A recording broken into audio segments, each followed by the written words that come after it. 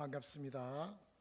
이렇게 귀한 자리에 또 오랜만에 여러분들 만나서 이렇게 선교 보고를 하면서 함께 그리스도 안에서 교제할 수 있어서 얼마나 감사한지 모르겠습니다.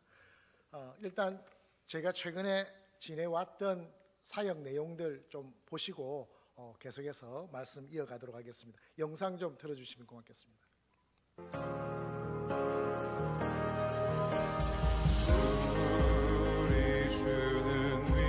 제가 협력 사역하고 있는 교회인데 메이빌 교회입니다. 초창기 천막 교회, 그러다가 양철 교회로 바뀌어진 장면이고요. 지금은 건축 중에 있습니다. 철빔을 심고 있는 중에 나중에 자세하게 좀 설명을 드리겠습니다만은 어려움이 있어서 지금은 저 철골만 꼽은 상태에서 멈추어져 있습니다. 여기는 리버빌리지 고아원 사역입니다.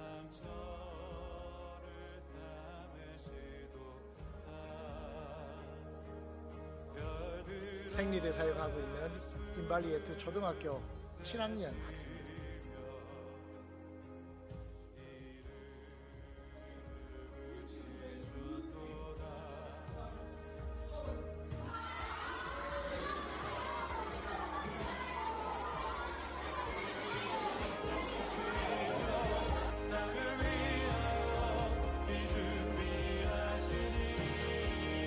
아마타타 산지 마을에 있는 선교센터 건축 중인 모습입니다. 완공되는 모습이고요. 사택입니다.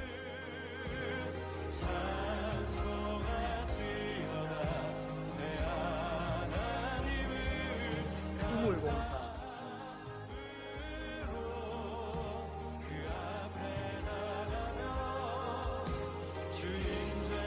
중남부 아프리카 선교사 대회 지난 12월에 있었습니다.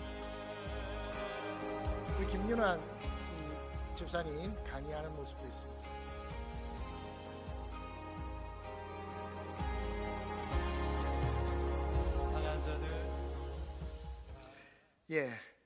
최근에 있던 저의 사역 내용들이 이하와 같습니다. 선교는 하나님께서 우리에게 부여하신 축복이고 사명이고 또 우리가 꼭 감당해야 할 임무 중에 하나입니다. 오늘 읽었던 이 본문 말씀에 보면 베드로전서 2장입니다.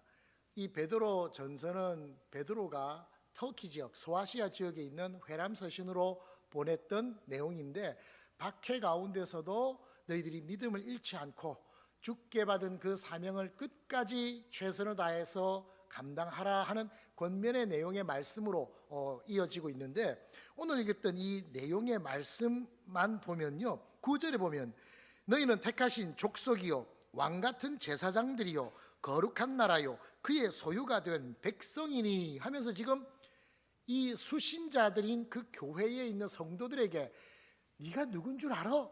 너는 하나님이 택하신 족속이야. 그리고 왕같은 제사장만 해도 고귀한 직분인데 왕과 같은 제사장이요 거룩한 나라요 하나님의 소유가 된 하나님의 백성이니라 하고 이야기합니다. 지금 네가 누군 줄 알아를 깨달으라는 것입니다. 그러면서 사명을 불러일으키는 내용의 말씀으로 이어집니다. 그 뒤에 보면 이는 너희를 어두운 데서 불러내어 그의 기이한 빛에 들어가게 하시니에 아름다운 덕을 선포하게 하려 하심이라. 간단하게 이야기를 하면 불신자였던 어두운 데 있었던 어둠의 자식들을 하나님께서 불러내서 하나님의 아름다운 덕을 선포하는, 아름다운 덕은 복음을 이야기합니다.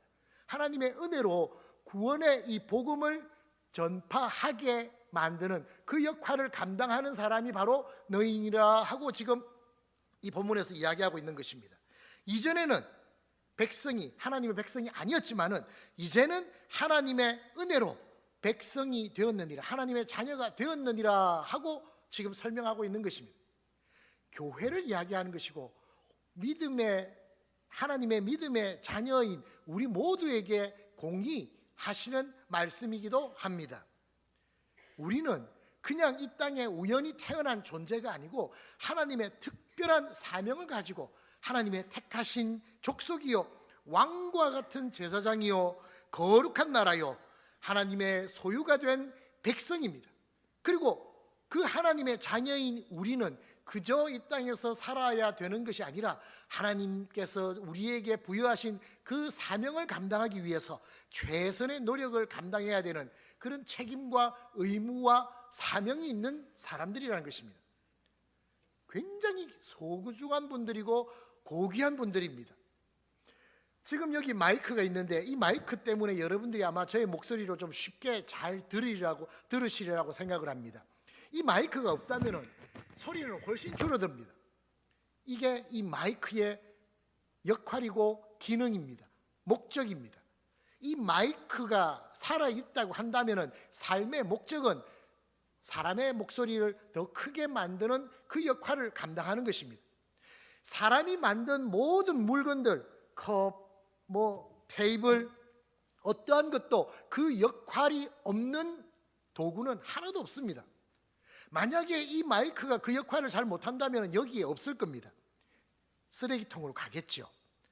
사람이 만든 물건 가운데서도 그 역할과 목적이 없는 것은 이 땅에 존재하지 않습니다. 하물며 하나님께서 자기의 형상을 입어 하나님의 형상대로 창조하신 세상의 어떠한 물질보다도 우리 인간을 만드시고 보시기에 심히 좋았더라고 고백하신 그 하나님께서, 전지전능하신 하나님께서 자기의 형상대로 빚어서 만드신 분이 저와 여러분들입니다. 사명 없이 우연히 태어났을까요? 그럴 리가 없습니다. 그럴 수가 없습니다. 어떻게 하다 보니 하나님이 실수로 강병원을 만들어냈고 이덕선 장로님을 만들어냈고 그럴 리가 없습니다. 사람이 만든 물건도 그 역할과 기능을 안 하는 도구는 아무것도 없는데 하나님께서 하나님의 형상대로 빚으신 우리 인간이 이 땅에 존재한다는 것은 우리 각자에게 지금 주어진 사명이 있고 역할이 있다는 말입니다. 만약에 주어진 역할을 내가 감당하지 못한다면 우리 하나님께서 노하기를 더디하신다고 하셨기 때문에 참으시겠죠. 한 번, 두 번, 세 번. 그러나 영원히 참지는 않으신다고 그랬습니다. 도저히 안 되겠구나. 야, 잘라버려라. 열매가 없으면 그 역할을 감당하지 못하면 하나님께서 바라시는 그 하나님의 뜻대로 우리가 살지 못하면 하나님께서 잘라버려라, 쓰레기통으로 가져가거라 하고 이야기를 한다는 것입니다. 우리가 살아가는 이 땅을 살아가는 우리가 하나님의 이 가지치기를 당한다는 말은 이 땅에서의 생명을 다한다는 말과 같을 것입니다. 그러면 우리가 지금 여기에서 숨쉬고 살아있다는 것은 아직까지는, 지금은 하나님께서 우리 각자에게 맡기신 사명과 역할이 남아있다는 것입니다. 그런 귀한 하나님의 사명을 부여받으신 분들이 저와 여러분들입니다. 그러한 하나님의 소중한 그 부탁의 명령을 여러분들이 가슴 품고 그것을 위해서 열심히 매진하는 그런 저와 여러분들이 되어야 하는 것입니다.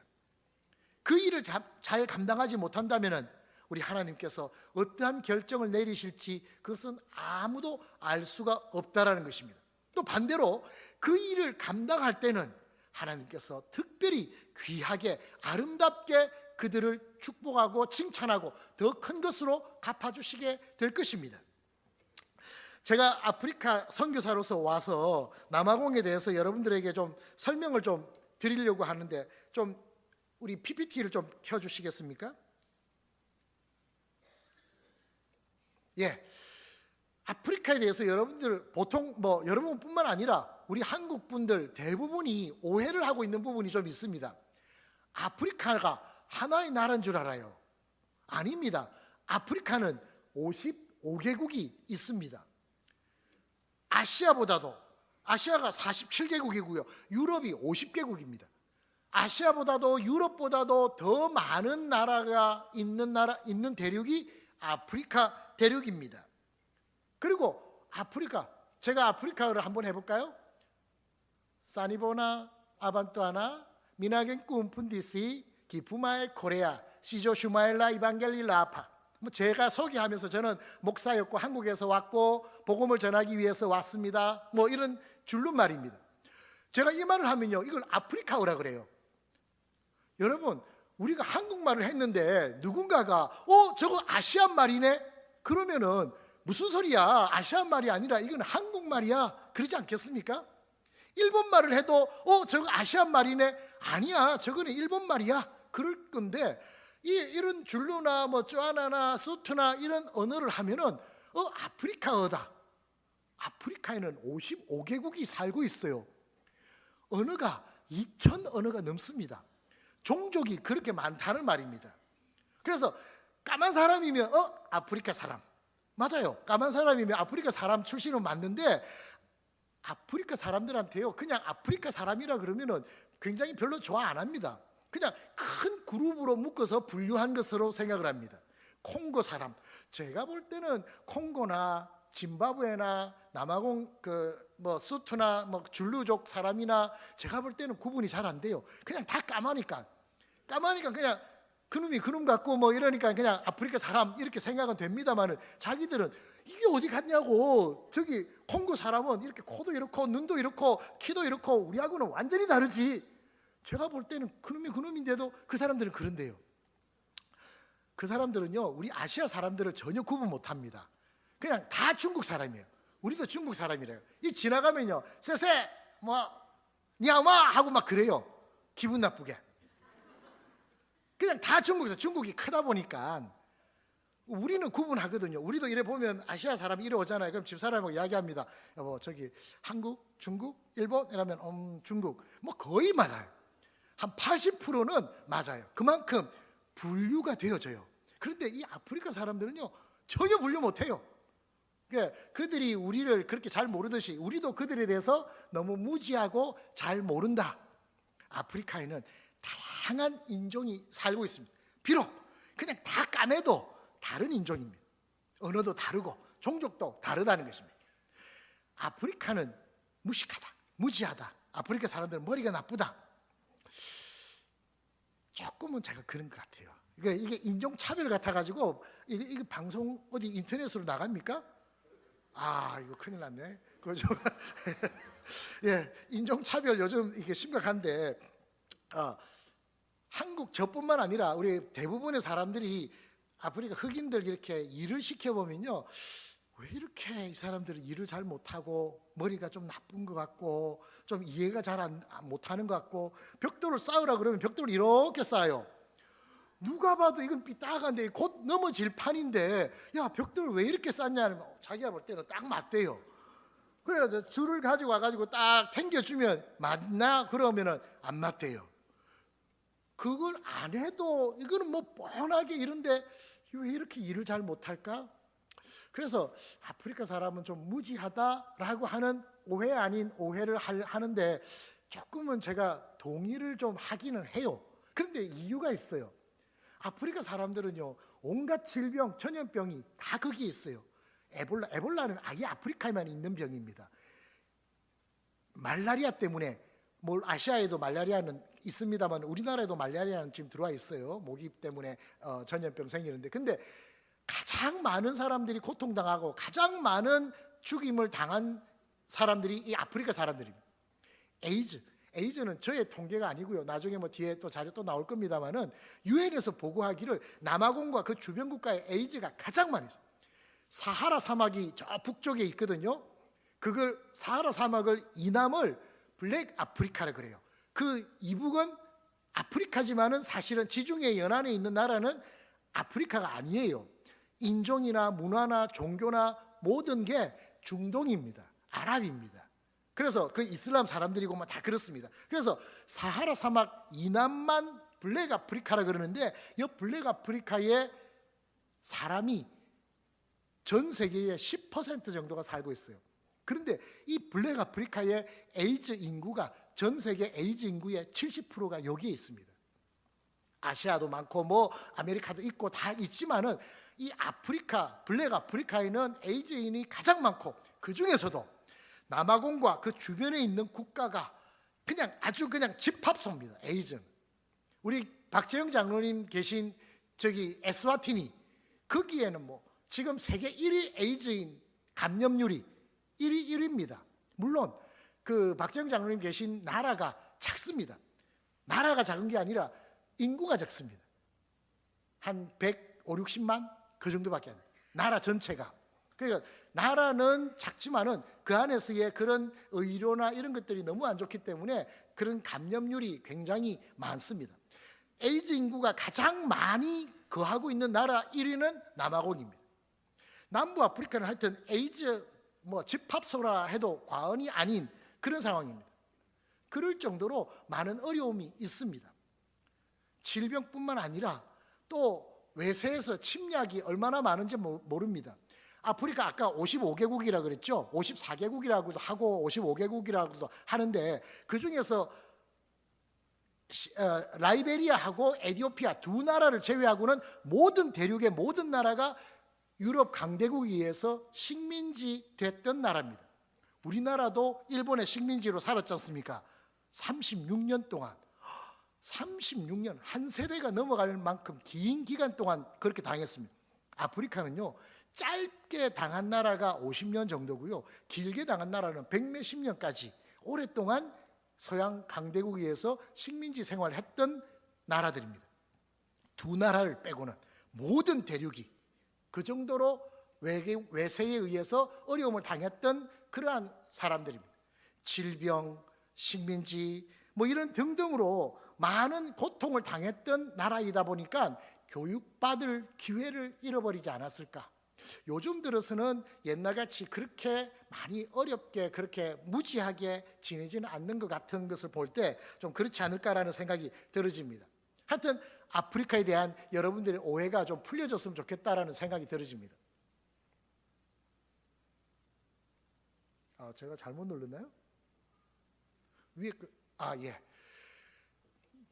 남아공에 대한 특징을 이야기한다면요. 남아공은 천지인 세 가지로 설명을 드릴 수가 있습니다. 남아공이 어떤 곳입니까 하면 남아공이 우리나라와 또 다른 나라와 좀 다른 특징이 있다면은 천지인 세 가지를 이야기할 수 있습니다. 천은 하늘, 땅은 지는 땅, 인은 사람인데 위에 천지는 제가 녹색으로 쓴 이유가 있습니다. 장점입니다. 인은 단점이기 때문에 그렇습니다. 하늘이 높고 푸르고 맑고 깨끗하고 공해가 우리 한국 요즘 뭐 미세먼지 마스크 막 제가 인천 송도로 갔다 왔거든요. 이야, 한국에서 사는 사람은 정말 힘든 그런 환경 속에서 사는구나라는 생각이 들어서 좀 미안한 마음이 들었습니다. 제가 남아공에서는 맑은 공기를 마시는데 이건 좀 너무 미안하지 않는가 그런 생각이 들 정도로 공해가 너무 심하더라고요. 그런데 거기에 비해서 남아공은 참 깨끗합니다. 비만 오고 나면 정말 깨끗한 수평선과 지평선을 얼마든지 볼 수 있는 곳이 남아공입니다. 하늘 맑고 깨끗하고 날씨가 좋습니다. 땅 경관 좋고요. 우리 우리 팀까지 다녀갔습니다만은 케이프타운 같은 경우에는 제주도도 좋죠. 그런데 케이프타운 테이블 마운틴 같은 경우에 보면 참 좋습니다. 하여튼 경관이 참 좋습니다. 뿐만 아니라 그 땅 속에 있는 지하자원 어마어마합니다. 석탄을 액화시키는 기술이 제일 좋은 나라가 남아공입니다. 그만큼 땅에 지하자원이 많아서 개발되어진 기술이 기술이 그렇게 발달되어진 것입니다. 금 수출, 여러분들 지금 귀 이런 손에 지금 금붙이 많이 있죠. 60%가 남아공에서 나옵니다. 또 그러다가 또 금사로 또 오시고 그러지 말고요. 이전에 어떤 분은 진짜 오셔서 원석 다이아몬드인지 금인지 모르겠어요. 원석을 이렇게 사가지고 가시더라고요. 그런데 걸리는데 잘 도착하셨는지는 모르겠어요. 실제로 하여튼 원석 사러 왔다고 하면서 막 소개해달라고 그러기도 하고 막 그러던데 하여튼 남아공 다이아몬드 수출은 그 위에 나라 보츠와나가 사실 수출은 더 많이 합니다. 땅 참 풍성하고 좋습니다. 그런데 문제는 사람입니다. 사람이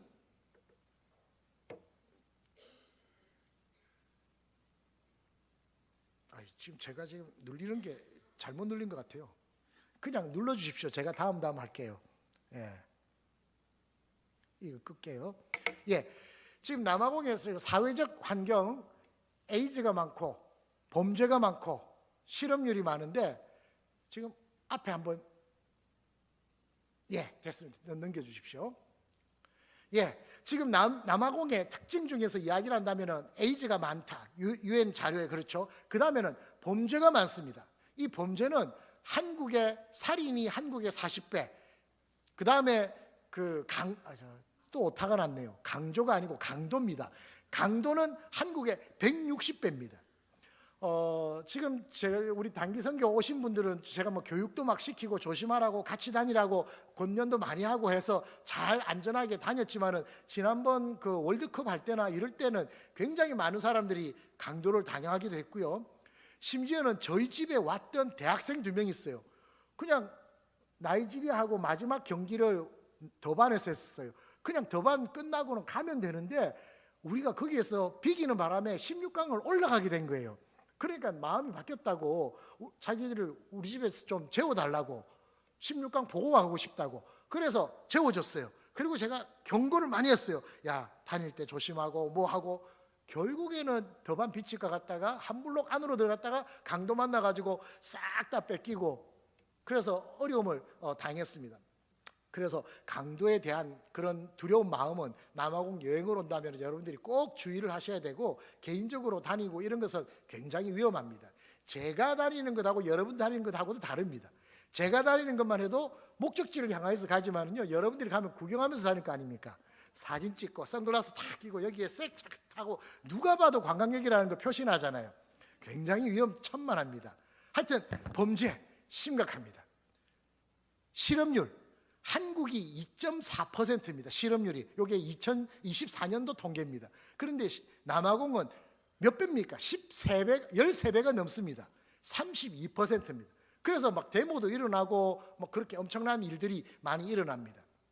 사람에 의해서 생겨진 그 모든 사회적 상황은 너무나 안 좋습니다. 그래서 하늘 좋고 땅은 좋지만은 거기에 사는 사람들 때문에 남아공은 참 살기 힘든 그런 나라가 아닌가 그런 생각이 들어집니다. 선교하기도 마찬가지죠. 다음이요. 종교적 상황은 어떨까요? 무늬만 신자인 사람들이 참 많은데요. 통계 여러분 저기 뭐 위키페디아나 이런 데 통계 들어가 보면은 76% 뭐 이 정도는 나옵니다. 아이고 우리나라가 뭐 17% 15% 이러는데 그러면 오히려 남아공에서 우리나라로 선교를 와야지 이게 뭡니까? 그럴 수 있어요. 그런데 지금 저기 2.87%라고 하는 것은 카일리츠라고 하는 케이프타운 바로 인근에 있는 큰 흑인 빈민 집단입니다. 그냥 하나의 도시예요. 한 50만 명이 살아요. 50만 명이 살면은 그거는 우리나라에서 꽤 큰 도시. 광주가 40만 명 조금 넘습니다. 광주 직할시보다도 더 큰 흑인 빈민가예요. 뭐 양철 깡통집으로 막 절비한 그 집인데 그 지역에서 사역하시는 신학교 사역하시는 선교팀이 있습니다. 우리 한국 선교팀. 그 팀에서 신학생들을 알바생으로 고용을 해서 그 전체를 이렇게 지도에서 다 칸을 분류해서 그 안에 있는 모든 가정교회까지 다 교회를 찾게 만들었어요.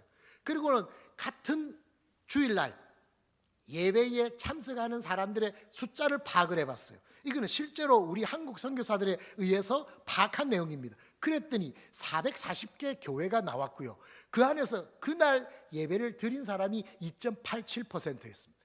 그래서 저 통계가 나왔을 때 우리는 다 거부했습니다. 그럴 리가 없다.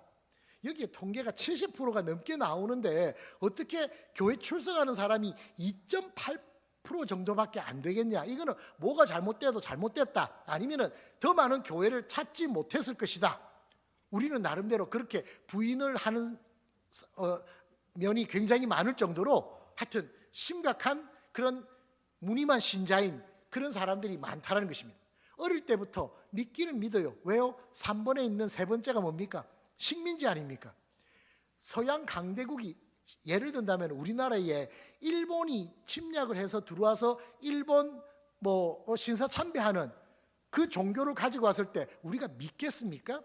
뭐 세월이 많이 36년보다 더 긴 세월이 지나가다 보니까 어쩔 수 없이 어릴 때부터 그 문화권에서 지내다 보니 믿게 되었다 할지라도 그렇게 생명력이 길 가능성이 드뭅니다.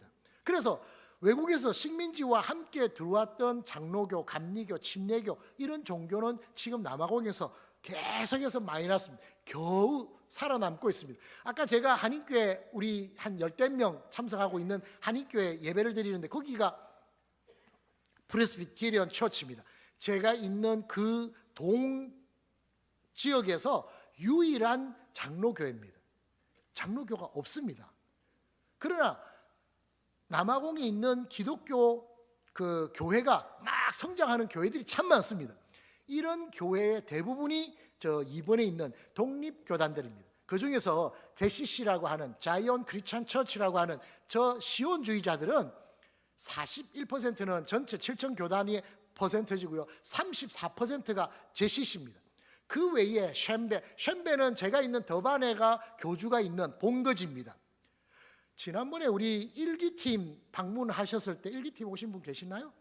일기팀 오셨을 때 저 쉔베이에 우리 산지 마을에 선교센터를 지었는데 그 선교센터를 기증받았던 그 지역인데 그래서 추장한테 찾아가서 우리 박연식 목사님하고 같이 우리 팀하고 가가 인사를 했었어요. 그래서 티셔츠하고 이런 거 선물 주고 그렇게 했었는데 그때 그 쉔베 같은 경우에는 일부 다처입니다. 그냥 기독교라고 해요. 성경도 본다고 하는데 쉔베 또 자기들 교리가 따로 있고요. 근데 일부 다처가 당연해요. 저한테도 이야기를 해요. 너 와이프 몇 명이에요?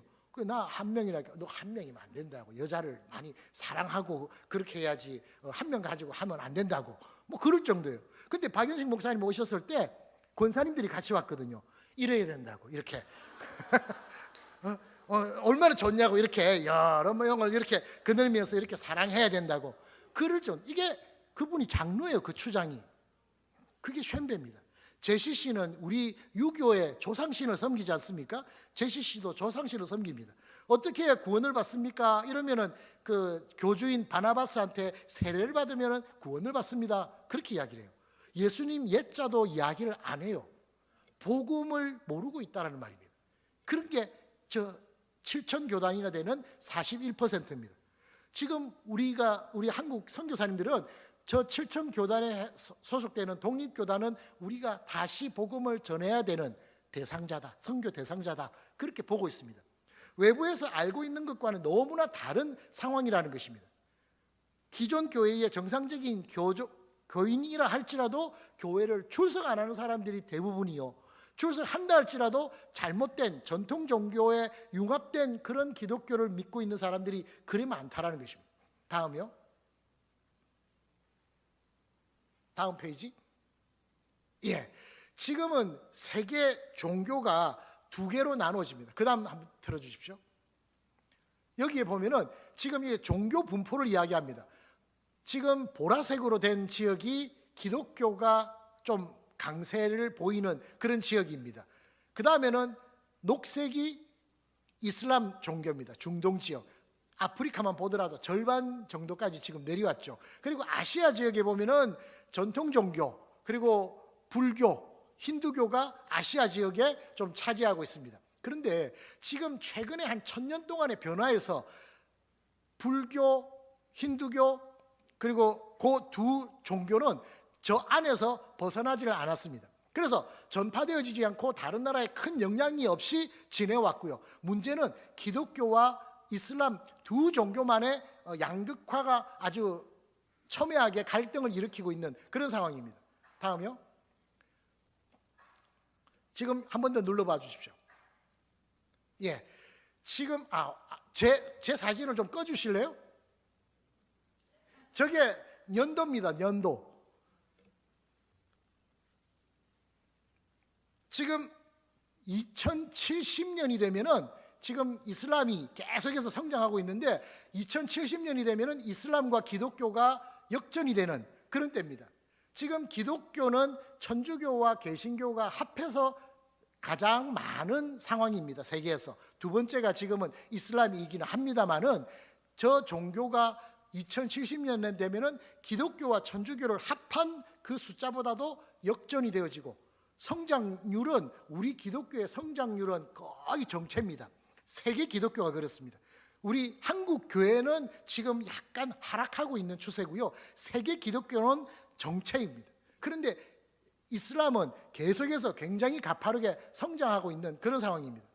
지금 우리가 그냥 그래 손 놓고 있으면은 이 세상이 이슬람 세상이 될 가능성이 아주 많다라는 것입니다. 다음이요. 예, 이제 넘어가도 됩니다. 예, 아프리카의 상황도 지금 크게 다르지 않습니다. 그래서 중간 이북은 이슬람이 장악을 하고 있고요. 중간 이남은 기독교가 장악하고 있는 상황입니다. 다음. 아프리카는 잘렸네요. 뒤에 보면 아프리카는 아프리카인이 하는 제목인데, 아프리카에서 아프리카 사람을 키워서 다른 아프리카 사람들을 선교하는 그 사역을 제가 준비하고 지금 계속해서 해오고 있는 상황입니다. 아직 지금 선교사를 파송하고 이런 상황 단계까지는 가지는 못했고요. 제가 지금 최근에 지금 목사님한테 선물 하나 드렸는데, 아프리카에 일어나라, 다른 몇 분 선교사님들하고 같이 두 번째 책을 냈는데, 여기에도 제가 좀 소개를 했습니다마는 아프리카의 선교적 효율성을 가지고 선교의 부흥을 일으키기, 아까 우리 부흥 찬양 우리 불렀습니다마는, 부흥을 일으키기 위해서는 좀 더 효과적인 선교의 방법이 뭘까, 그것을 고민하다가 한국 선교사를 보내는 것보다 아프리카 선교사를 다른 아프리카 지역으로 보내는 것이 훨씬 더 효율성이 높겠다 하고 결론을 내리고 준비 중입니다. 다음이요. 왜 현지 선교사가 더 좋으냐? 일단 언어.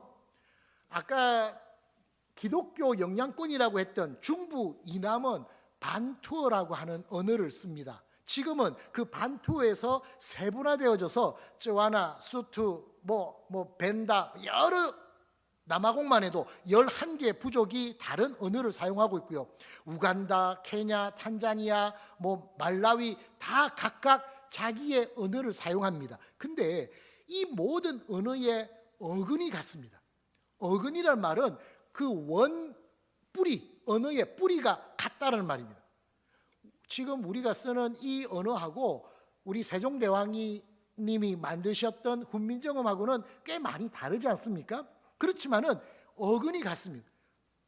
단어도 비슷한 게 많고, 아반투 하면 아반투가 사람인데 우간다의 간다어도 아반투 똑같이 사람을 씁니다.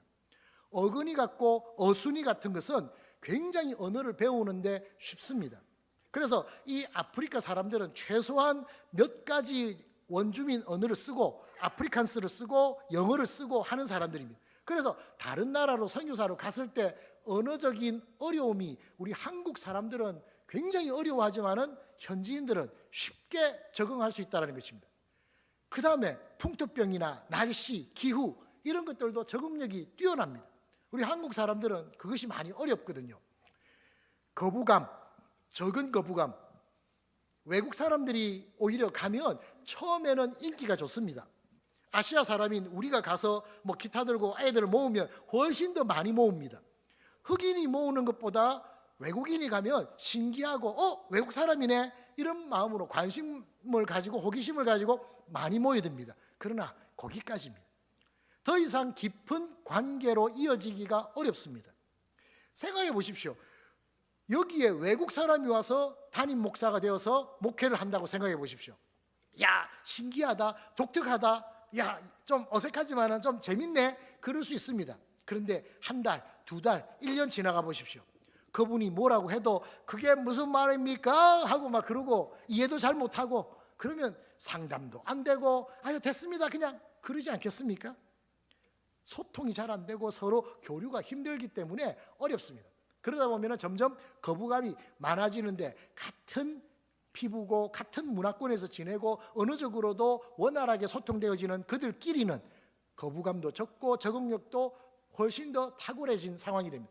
그 다음에 중요한 것, 일단 돈 문제, 경제적 문제.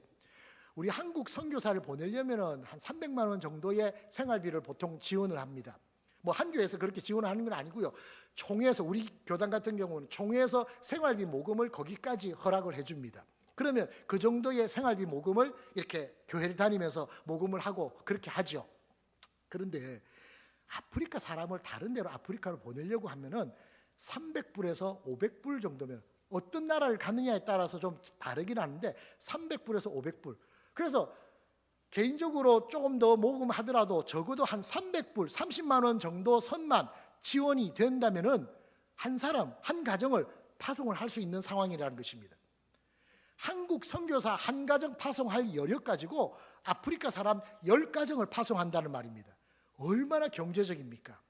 우리보다 훨씬 언어도 잘하고 적응력도 뛰어나고 거부감도 없으면서 거기에 경제성까지 있다면은 한국 선교사를 파송하는 것이 아니라, 미국 선교사를 파송하는 것이 아니라 아프리카 선교사를 파송하는 일이 아프리카 선교의 부흥을 위해서는 절대적으로 요청이 되어지는 내용이다라는 생각이 들어집니다. 다음이요. 그래서 지금 저 선교사 훈련을 제가 지금 막 운동하고 있습니다. 그래서 제가 이제 책에도 내고 발표도 하고 그러다 보니까 지금 선교사님들이 같이 합시다, 같이 합시다, 지금 그러고 있는 상황입니다. 그래서 지금 12분 정도의 선교사가 지금 마음이 지금 모여진 상황이고, 좀 더 구체적으로 이제 한국 교회에서는 후원에 대해서 좀 더 우리에게 이 부분에 대해서 집중적으로, 제가 이전에 어떤 분한테 이야기를 했더니 20만 원을 이야기했었어요. 제가 처음에 몇 년 전에 20만 원이면 한 선교사를 파송할 수 있습니다 이랬더니 한 집사님이 그 정도면 내가 개인적으로 파송할 수 있겠는데요, 그래요. 그렇습니다. 20만 원, 30만 원 정도면은 개척교회도 선교사를 파송할 수 있고, 아니면은 남선교회, 여선교회, 남전도회, 여전도에서도 개인적으로 선교사를 파송할 수가 있습니다. 이 우리 대길교회는 현지 선교사 관련해 가지고는 이미 충분히 훈련되어 있는 그런 부분들이 있기 때문에 굉장히 마음만 먹으면은 그렇게 어려운 내용은 아니다라는 생각이 들어집니다. 다음이요. 선교는 교회적 사명입니다. 아이고, 선교는 선교사님이 하셔야죠. 아닙니다. 선교는 교회가 받은 사명입니다. 주님께서 너희는 모든 족속으로 제자를 삼아. 누구요? 너희는. 교회에 예수님의 제자를 포함한 그 믿음의 신앙 공동체에 부여하신 남은 사명에 대해서 언급하신 것입니다.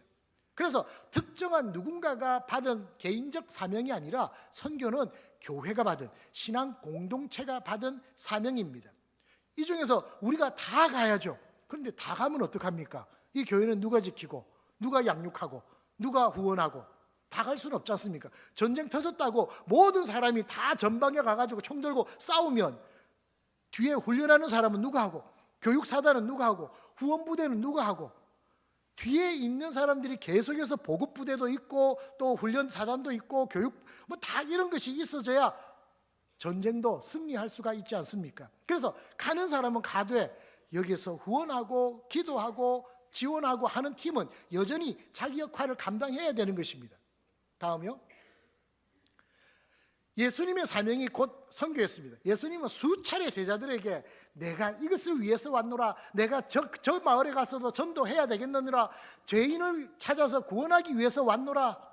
많은 경우에 예수님께서 이런 강조를 하시면서 너희가 이 일의 증인이라, 땅끝까지 이르러 내 증인이 되라. 모든 족속으로 제자를 삼아 아버지와 아들과 성령의 이름으로 세례를 주고 내가 너희에게 분부한 모든 것을 가르쳐 지키게 하라. 마지막 유언이 선교였고 전도였습니다. 예수님의 사명이 곧 선교였고 우리가 부여받은 그 사명이라는 것입니다. 다음이요. 그래서 선교는 가는 선교사와 보내는 선교사가 함께 협력하여서 선교적 성령의 열매를 맺게 되어져야 되는 것입니다. 다음, 최선이 최고입니다. 그럼 우리가 뭘 하겠습니까? 얼마까지 해야 되겠습니까? 그게 제한이 없습니다. 내가 할 수 있는 일, 우리 교회가 할 수 있는 일, 여러분 가정이 할 수 있는 일, 그 일을 하면 되는 것입니다. 최고가 최선이 아니라 최선이 최고입니다. 두렙돈을 바쳤던 과부를 보고 예수님께서는 가장 많이 헌금한 사람이라고 칭찬하셨습니다. 사실은 두렙돈은 가장 작은 돈이거든요, 세상적으로 봤을 때. 그런데 예수님께서는 칭찬하신 이유는 드려진 예물에 관심을 가진 게 아니고 드리고 남은 빈 주머니에 관심을 가지셨던 것입니다. 이 여인이 할 수 있었던 최선이 그 두렙돈이었기 때문에, 자기는 남은 것이 전혀 없이 모두 다 드린 돈이 두렙돈이었기 때문에 예수님은 저 과부가 가장 많은 헌금을 했다라고 칭찬을 하신 것입니다. 여러분이 할 수 있는 일이 무엇입니까? 저는 기도밖에 못해요. 예, 기도하시면 됩니다. 아이고, 저는 가진 건 돈밖에 없어요. 그럼 헌금하시면 됩니다. 여러분, 가끔 교회에서 지금 뭐 지진, 미얀마에서 지진 나고 뭐 이래서 세계가 지금 구호물자 보내고 막 그러고 있더라고요. 가끔 뭐 어디 선교비 보내고 뭐 하기 위해서 바자회를 하지 않습니까? 바자회 하면은 뭐 음식도 만들어 팔고 물건들 가지고 와서 팔고 해서 이제 자금을 마련해서 지원을 하려고 하는데, 그럴 때에 몸으로 뛰는 팀 있고 음식 준비하는 팀 있고 뭐 많은 팀들이 있습니다. 그런데 부자들이 와가지고 몸으로 때우려고 하는 그런 모습들이 가끔 있어요. 부자들은요, 돈을 내는 일을 해야 됩니다. 몸으로 때우는 일을 하는 사람은요, 돈 낼 수 없는 사람, 그 대신 나는 몸으로는 잘하는 사람, 그런 일을 그분들이 해야 되는 것입니다. 음식을 잘 만드는 사람, 이런 사람은 음식 만들어야지 옷 파는 데 있으면 안 됩니다. 각자 자기의 달란트대로, 자기의 역할대로 내가 할 수 있는 그 일. 저희 아들이 지금은 뭐 대학교 군대도 갔다 오고 대학생입니다만은, 아프리카에 있을 때 8개월 지나서 아프리카를 갔는데 돌이 지나도 걷지를 못하는 거예요. 그냥 기기만 해요.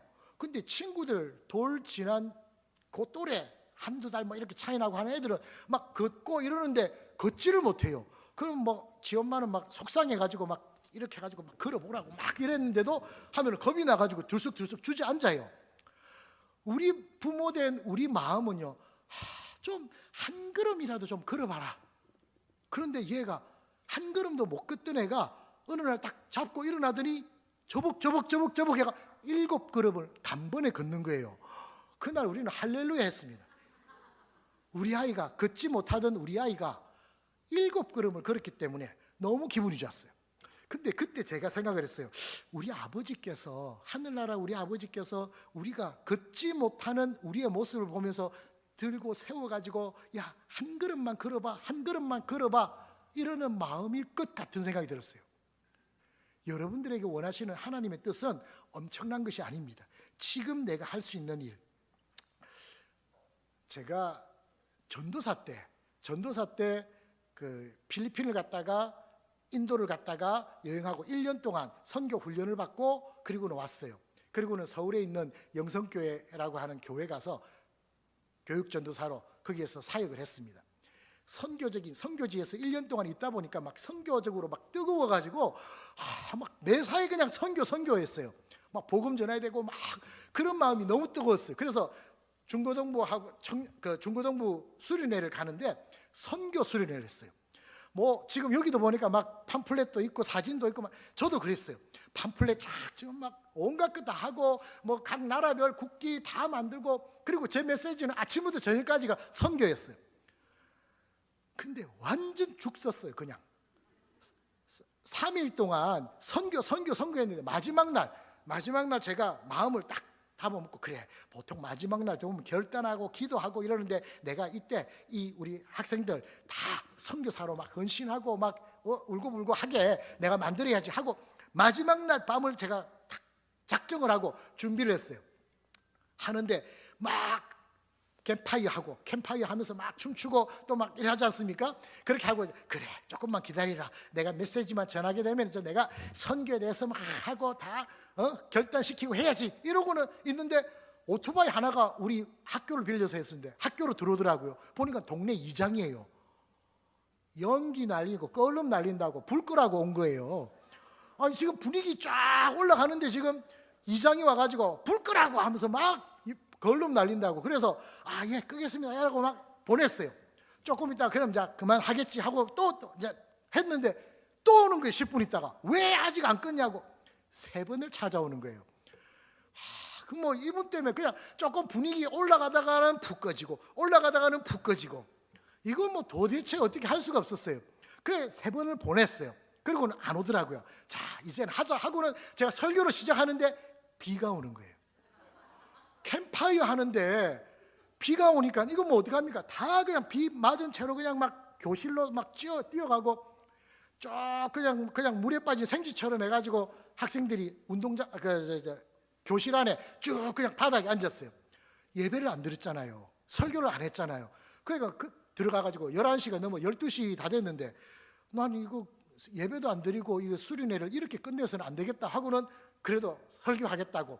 그리고는 애들 앉혔어요. 애들은 다 축 처져가지고 비 젖은 채로 이건 뭐 말이 들어가는지 안 들어가는지, 그런데 또 내가 또 준비한 거는 해야 된다고 해가지고 그것까지 다 했어요. 그야말로 그렇게 수련회가 죽선 수련회가 없었습니다. 그런데 그 중에 한 자매가 지금까지 선교에 대해서는 기도는 해왔는데 그 이상 하지를 않았어요. 그래서 그때 그 집회를 보면서 내가 선교를 해야 되겠다 하는 생각을 하고 헌금을 작정을 했어요. 얼마나 고귀합니까? 그런데 그 자매가 헌금을 작정한 데서 끝나지 않고 좀 지나다가 이거 헌금하는 거 가지고 이게 너무 이렇게 신앙적인 만족이 안 생겨. 내가 선교를 어떻게 좀 했으면 좋겠는데 어떻게 하면 좋을까? 선교사가 되고 싶은 꿈이 생겼습니다. 선교를 위해서 기도하고 또 어떻게 선교해야 될지를 찾고, 그러다가 결국에는 저하고 같이 지금 선교하고 있습니다. 이 박수 치려고 그랬습니까? 우리 집사람 하나 건졌어요 제가 그때. 근데 지금 제가 지나와서 보니까 그때 수련회는, 선교 수련회는 성공했다. 대성공이었다. 다 죽 써가지고 막 이러고 막 빨리 끝냈으면 좋겠어 이렇게 하고는 다 끝나버렸는데 한 사람이 성공적으로 헌신하고 저하고 지금 이렇게 20여 년을 살면서 선교를 감당하게 된 것은 하나님의 큰 은혜였어요. 아마 저를 그때 거기에 보내고 거기에서 선교 수련회를 하게 만든 그것이, 그리고 모든 사람들이 그 어려운 환경에서 지치고 함에도 불구하고 소망의 눈을 가지고 저와 같은 마음으로 그렇게 기도할 수 있었던 그 자매를 통해서 지금 내 선교가 이루어지는 것을 보면서 하나님의 뜻은 정말 신묘막측하구나. 지금 여기에서도 저는 여러분들이 다 선교사로 갔으면 좋겠지만 그럼 대길교회는 누가 지킵니까? 그럴 수는 없습니다. 돈 내는 사람이 있고 요리하는 사람이 있고 기도하는 사람이 있고 헌신하는 사람이 있듯이 여러분 각자 처한 곳에서 이 선교를 위해서 여러분들이 할 수 있는 그 일을 하시면 좋겠습니다. 기도하시는 분, 지금 내가 기도를 안 했으면 오늘부터 하루에 한 번씩 내가 선교를 위해서 기도하리라. 지금까지 나는 한 번도 선교비를 내본 적이 없습니다. 선교헌금 한 적이 없습니다. 그러면 기도만 하는 데서 멈추지 말고 선교비까지 내고, 그 다음에 적은 금액이었으면 금액도 좀 올라가고, 선교지 단기 선교 한 번도 안 와봤으면 내 평생에 한 번은 가봐야지, 그렇게 해가지고 선교지도 좀 방문을 하고, 이단들은 자기의 인생의 11조를 선교지에서 보낸다고 그렇게 헌신한답니다. 정상적인 교회 말고 이단들요. 우리는 사실 헌신도에서는 이단보다 훨씬 못합니다. 그랬어야 되겠습니까? 우리의 모습 속에서 우리가 할 수 있는 그 일을 위해서 최선을 다한다면 하나님께서 저를 통하여서 또 우리 대길교회를 통하여서 우리가 상상할 수도 없었던 그런 크고 비밀한 일들을, 하나님의 큰 일을 이루어 가실 줄 믿습니다. 그 일에 저와 여러분들이 동행자가 되시기를 간절히 주님의 이름으로 축원합니다. 기도하겠습니다. 하나님 아버지, 고맙고 감사합니다. 하나님의 은혜로 구원받은 하나님의 자녀라면 당연히 하나님의 아름다운 덕을 선포하는 그 하나님의 간곡한 명령이자 당부의 말씀을 기억하고 순종하는 사람이 되어야 할 것입니다. 그러나 우리의 삶에서 지치고 또 바쁘다는 이유로 주님의 그 사명을 또 우리에게 주어진 그 임무를 등한히 하면서 살아가지는 않았는지요. 우리의 삶을 돌아보면서 주님께서 당부하신 그 사명을 위해서, 증인된 삶을 위해서 최선을 다할 수 있는 우리 성도님들이 다 되도록 주님 인도하여 주옵소서. 멀리 가서 선교사로서 복음 전하지는 못한다 할지라도 지금 이 자리에서 내가 할 수 있는 그 선교적 역할을 감당하여서 우리 모두의 힘이 조금씩 모아져서 합력하여 하나님께서 원하시는 아름다운 선교적 결실이 맺혀지도록 인도하여 주시옵소서. 감사드렸고 예수님 이름으로 기도드리옵나이다. 아멘.